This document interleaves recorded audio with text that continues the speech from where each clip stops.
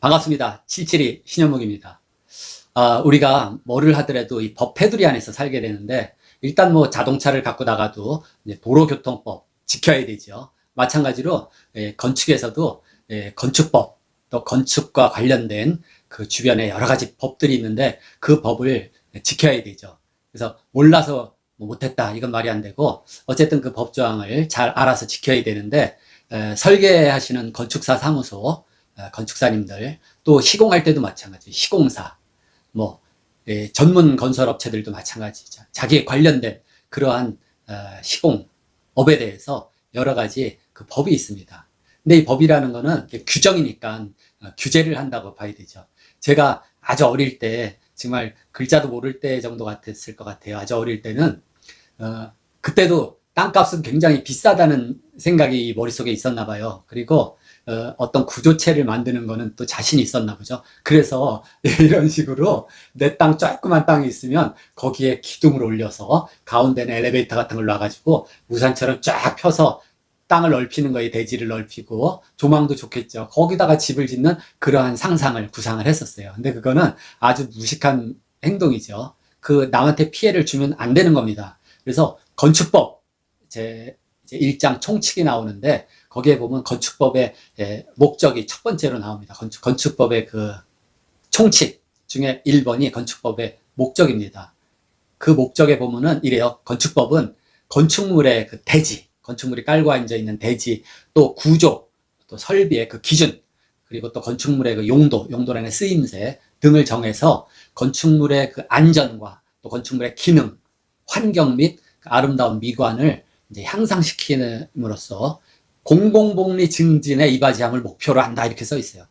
공공복리 증진이라는 거예요. 너도 좋고 나도 좋고 다 같이 이렇게 침해가 안 되는, 피해가 안 되는 그런 공공복리 증진을 이바지하는 것을 목표로 한다, 이렇게 돼 있습니다. 간단해요. 두 줄로 써 있어요.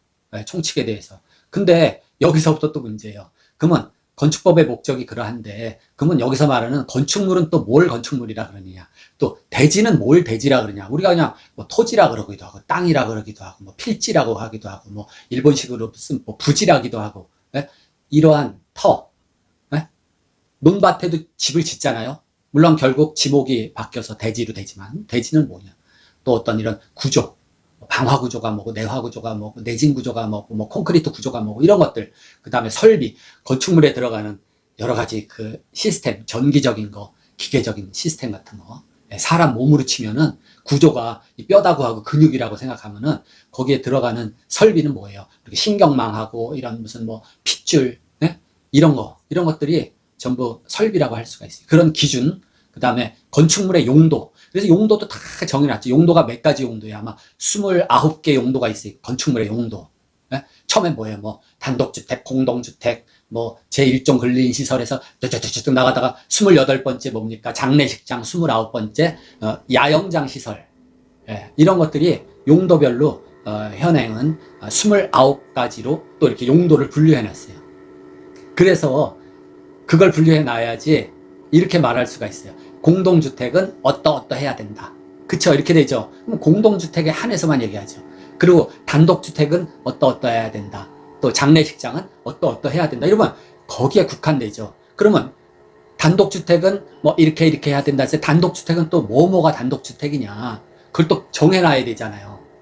그래서 단독주택은 뭐예요? 우리가 일반적으로 말하는 단독주택. 그 다음에 다중주택이라는 것도 있고 다가구가 있어요. 그럼 다중주택하고 다가구가 전부 다 해당되냐면 또 그게 아니에요. 이 큰 사이즈는 단독주택이 아니다, 이겁니다. 그러면 다가구 같은 거 다세대하고 헷갈리는 분인데, 다가구 주택은 단독주택에 해당돼요. 그러면 어떤 규모냐? 바닥 면적의 전체 합계가 660제곱미터 이하면서 또 총 층수가 3층이 아니라 3계층.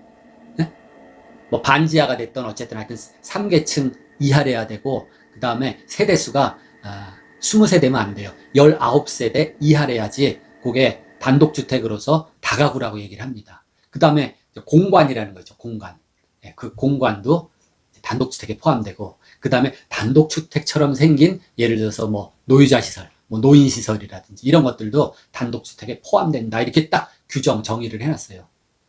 그러니까 건축법에 총칙 1번은 그 목적이 있고, 그 다음에 이제 뭐가 있냐면 이런 식으로 용어를 정리해 놨어요. 이 용어를 규정을 안 해놓으면은 아주 이 법을 어떻게 해석하기가, 법을 규정하기가 어렵습니다. 그래서 각각의 용도, 아까 말한 대로 대지라는 건 뭐다. 그러면 가장 중요한 게 뭡니까? 우리가 건축물이라는 게 있죠. 건축법은 건축물의 뭐뭐뭐, 대지, 구조, 설비의 그런 기준을 뭐 정하고 이런데, 그러면 건축물이 뭐냐 이거죠. 건축물은 어떻게 생긴 걸 건축물이라 그러냐. 건축물이라고 말하기에 앞서서 공작물이라는 게 있습니다. 그래서 어떤 이렇게 형태를 가진 것들이, 이따만한 것들이 전부 다 그냥 싸잡아서 공작물이라고 할 수가 있는데, 그 공작물 중에 요렇게 생긴 것들을 우리가 건축물이라고 얘기를 한다 이겁니다. 그러면 그게 어떤 거냐 하면은, 자, 첫 번째 건축물의 조건, 토지에 이게 정착돼야 된다. 정착이라는 게 뭐야? 앙카가 돼 있어야 된다. 꽉 붙어 있어야 된다 이겁니다. 그럼 예를 들어서 집을 만들었는데 그냥 번쩍 들어서 모듈하우스에 그냥 땅에다 이렇게 놨어요. 그러면 그거는 건축물이 될 수가 없습니다. 자격이 안 돼요. 그러니까 사용 승인이 안 나겠죠. 당연히. 일단은 땅에 정착시켜야지 건축물이다. 그런 땅에 정착시킨 공작물 중에서 첫째는 이제 기둥하고 지붕이 있어야 돼요. 이런 모양. 그 다음에 또는 기둥이 아니면 이 벽하고 지붕이 있어야 돼요. 이런 것들은 건축물에 해당됩니다. 예.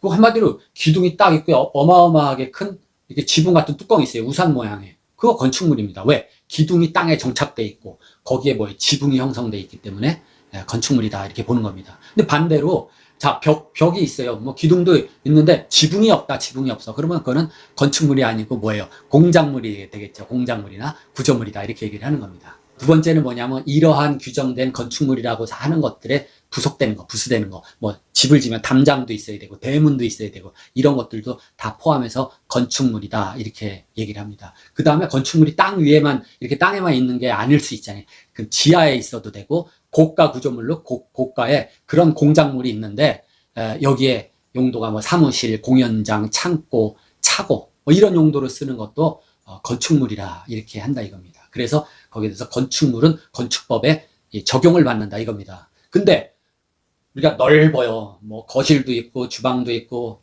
샤워실도 있고 뭐 다 있어요. 근데 바퀴가 달려가지고 버스를 개조해서 그렇게 집처럼 만들었다. 또는 트레일러식으로 해서 끌고 갈 수 있게 해가지고 집처럼 만들었다. 근데 웬만한 원룸보다도 넓어요. 잘 수도 있고 다 돼 있어요. 근데 바퀴가 달려서 지 스스로 굴러가든지 끌려가든지 이렇게 된 거는 건축물이 아니에요. 그 건축물이 아닙니다. 예, 그걸 뭐 트레일러라 그러든지 아니면 뭐 캠핑 버스라 그러든지 그래서 그 자동차 관련 법, 도로교통법이나 거기에 저촉이 되지 건축법에 해당이 되지 않는다 이겁니다. 왜? 땅에 정착이 안 돼 있잖아요. 바퀴로 굴러다니는 거 그런 거는. 그래서 내가 땅을 샀어요. 근데 집은 안 짓고 그런 버스 캠핑카 같은 거, 모바일 트레일러 같은 걸 갖다 놨어요. 거기서 살고 있는데 건축물이냐? 건축법 불법 건축물로 단속이 되냐? 그러면 그거는 건축물이 아니기 때문에 해당이 안 돼요. 그렇죠?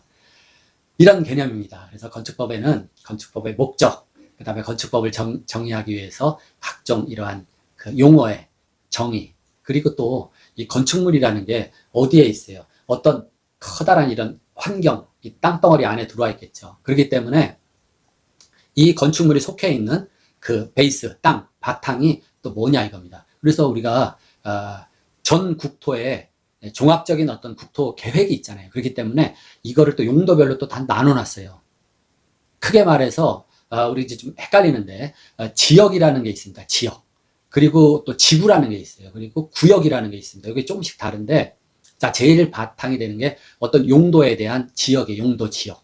그래서 크게 뭐 주거 지역, 상업 지역, 공업 지역, 녹지 지역 뭐 이렇게 말한 것들이 용도 지역이라고 할 수가 있어요. 말 그대로 주거 지역은 이렇게 사람들이 주택을 짓고 살기 좋게 해놓은 거. 상업 지역은 뭐 여러 가지 상업 시설들이 많이 밀집할 수 있고 공업 지역도 마찬가지예요.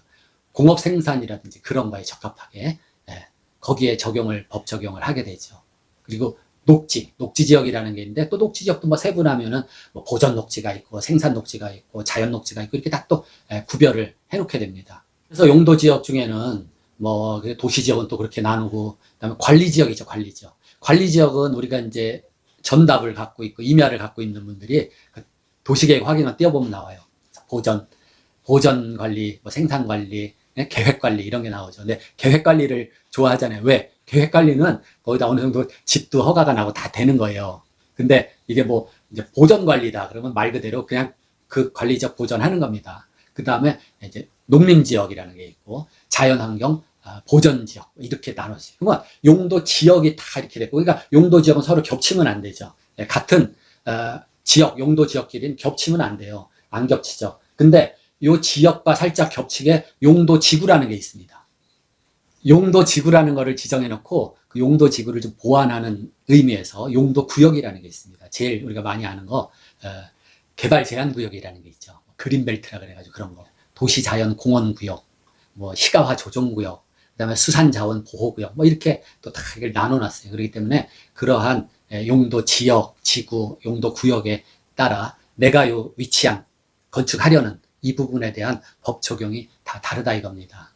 건축물은 건축물의 건축과 관련돼서 용어를 정리하고, 그 다음에 건축물의 어떤 설계, 시공, 사용에 대한 규제 또는 기준, 또 뭐 에너지 절약에 관한 거, 뭐 여러 가지 그러한 규정을 함으로써 공공복리 증진에 이바지할 수 있도록 그렇게 하는 거다 이겁니다. 요즘엔 또 안전 같은 것들이 많이 이렇게 강화가 되고 그렇습니다. 그래서 건축법은 우리가 접할 때, 이러한 취지로 이 규정이 만들어졌구나.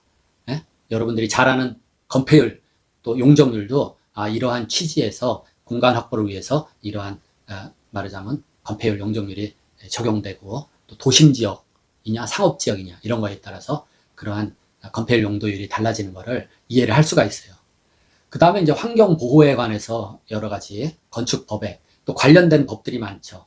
그러면 이 건축법 달랑 하나만 만족시키면 되냐? 그것도 아닙니다. 그래서 건축법에 관련해서 뭐 도시계획법, 주택법, 그 다음에 화재방지 소방에 관련된 법규도 있고, 주택 뭐 임대차법, 주택법, 건설산업 뭐 기본법, 청소년 보호법 이런 것들이 다 얽혀가지고 같이 작용을 한다 이겁니다.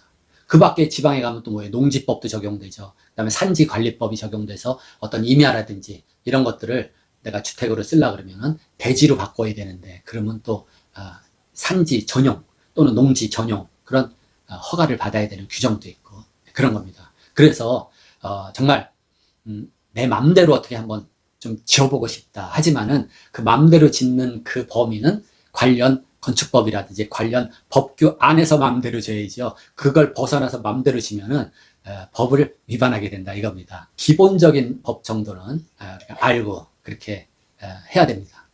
또 한 가지 흔한 예로 내가 이제 전원생활을 하려고 땅을 샀어요. 근데 담장이 있는데 옆집에 감나무가 이렇게 해가지고 그 감나무 가지가 막 우리 집 담장 넘어 뻗쳐서 이렇게 나왔어요. 그러니까 막 때 되면 감 잎사귀도 떨어지고, 그래서 저거 왜 내 땅에 넘어왔냐, 이걸 가지를 잘라버리고 싶은데 저걸 근데 남의 나무인데 저 나무의 중심은 저쪽 집 땅에 들어가 있는데 저걸 내 마음대로 잘라야 되냐?